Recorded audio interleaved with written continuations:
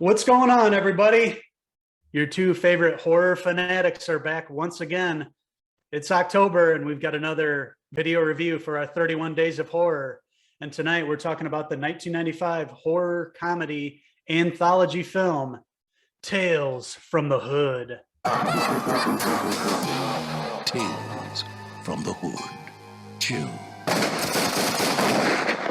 or be chew. From 1995, long before Jordan Peele was making his films and really having something to say, a lot of social commentary still going on today. Back in 1995, we had this film that came out. I remember seeing this at the local movie place in town, going to rent this on VHS back in 1995 and watching it over and over again with my friends, and had a great time with it. And revisiting this recently, it still holds up for the most part. Some of the effects are a little dated, but for the most part, it's still a pretty solid movie and a great movie to watch during the Halloween season. This ain't the Terror Dome. This ain't no funeral parlor either. Welcome to hell. He turns into Lucifer. Yeah. So Clarence Williams III, he plays Mr. Sims, the mortician.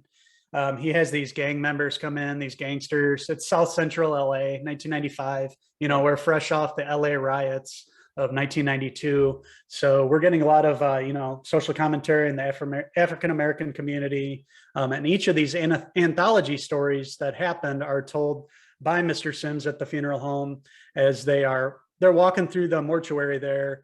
Mr. Sims has told them that there's some drugs there in the back. They just need to come follow him. And as they're walking by these bodies, he has a story for each one.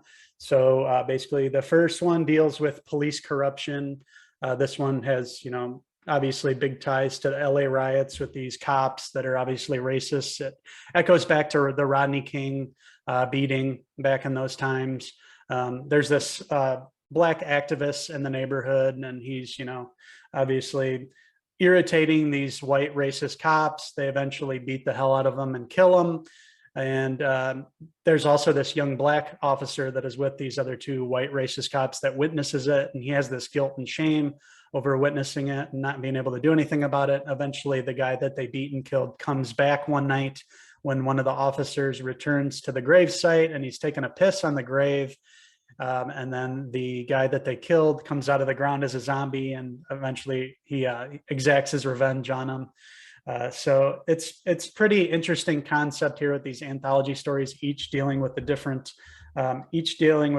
problem. The second one having to do with domestic abuse, and that one stars our old good friend from Living Color, David Allen Greer.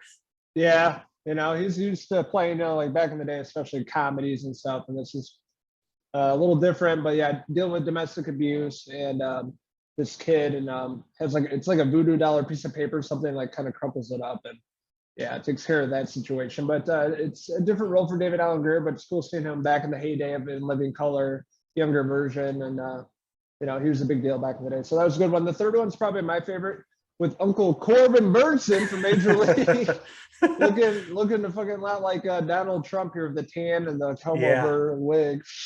Right. It looked like he was living on a plantation. Yeah, he was like one time he was like a KK member, so he's like super racist. The dolls like come to life and shit, having to do with the slavery back in the day and coming back, and the dolls. I always remember that scene as a kid with all of them like showing up, like stop motion or whatever they use, claymation. It just really stood out to me as a young kid and how scary that was. And seeing this all these years later with Corbin Burnson, it's pretty comedic, but awesome at the same time. And the final story has to do with the gang violence, and it brings the whole story around from the very beginning, dealing with this gangster, Crazy K. He's just a brutal killer in his neighborhood. He goes around killing people. He has no mercy. He's involved in this shootout. He gets shot, but he doesn't die. The cops, get there, and he has to go to prison. And in prison, he's introduced to this person that is going to put him through this kind of rehabilitation program, basically brainwash him, hopefully, turn him so he's a viable member of society when he gets out. So that he goes through all this torture in prison. It's a pretty crazy scene. This one stood out to me. He sees this, this skinhead in there. There's some memorable lines in there. Just his name, Crazy K, always stood out with me. So basically they're trying to brainwash him, and he sees all this crazy stuff. And it's a pretty wild, from start to finish, Tales from the Hood's pretty wild, but it's very interesting. And you could see Jordan Peele, remaking something like this coming around. You could see him dealing with this, still very relevant from 1995. And just overall cool. It felt like an urban kind of tales from the crypt, from a different perspective. And Clarence Williams III really makes the movie. He's this over the top guy at the mortuary, and he has a great voice for it, telling these stories. And at the end of the film, you find out all is not what it seems there.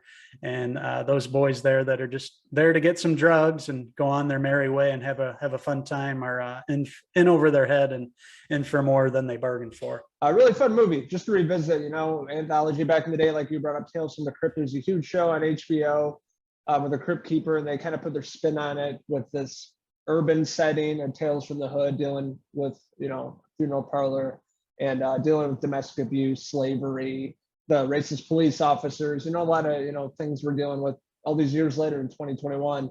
And Jordan Peele kind of puts a new spin on it. But this is definitely much in the realm of Jordan Peele if he made movies back in the day. So you can see that he takes a lot of ideas and puts his new twist on it. It'd be cool to see a modern adaptation of this too, a reboot. The sequel that came out not too long ago, I heard it was terrible, never got around to watching it. Yeah. Didn't really care because it was in the 90s. I'm like, this is not. It was bad. Yeah, it was bad, and I believe they're making a third one too. These are only video on demand releases. It just didn't hold up. It wasn't as good as the first one. You could tell the quality was off. They tried different stories. It didn't work for me. Not as much as the original Tales from the Hood. This one's a classic. This is definitely a classic. Makes me want to go put it in the VHS player right now to just get the retro old school vibe to it. Get lit, sit back and enjoy old Mr. Sims tell these devious tales. He's such an iconic character, especially horror.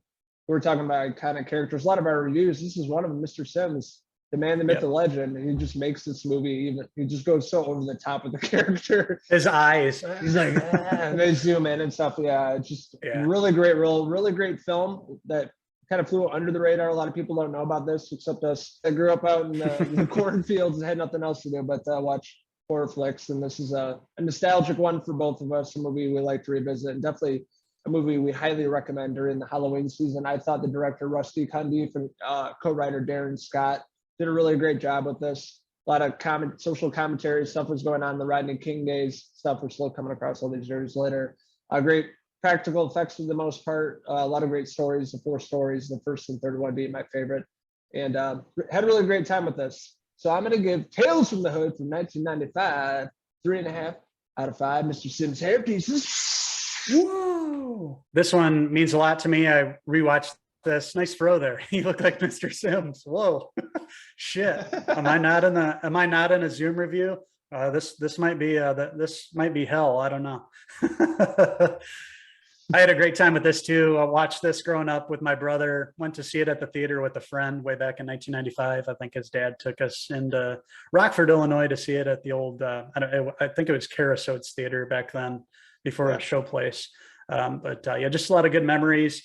And in those, mid 90s, when I was growing up there, obviously 10, 11, 12 years old, all these, South Central LA, Boys in the Hood, Tales from the Hood, Menace to Society, all these movies really influenced me growing up. I listened to a lot of the rap and was into a lot of the urban culture back then. So this movie was always very, very near and dear to my heart. Very cool. I love the anthology setting, and most of the stories, there's maybe one that I didn't care for as much as the others, but this one's a movie you guys should check out if you've never seen it. It's a fun one.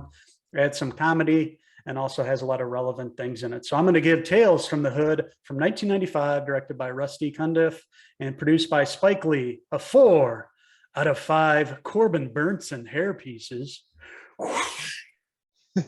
We have plenty more reviews right up here on our YouTube channel all month long. Me and this guy over here are talking horror movie, TV shows, and all the horror stuff during the month of October, the best month of the year, because we like to get spooky like that. Also, you can check us out right over on Facebook, Twitter, and Instagram, and our website, Cinephellas.com. Make sure to click subscribe below. There we go. So this has been another 31 days of horror video review from me and Uncle Logan over here. We're about to head into the mortuary and hear some more stories from old Mr. Sims there. Hopefully we don't end up in hell. Until the next 31 days of horror video review. Cheers.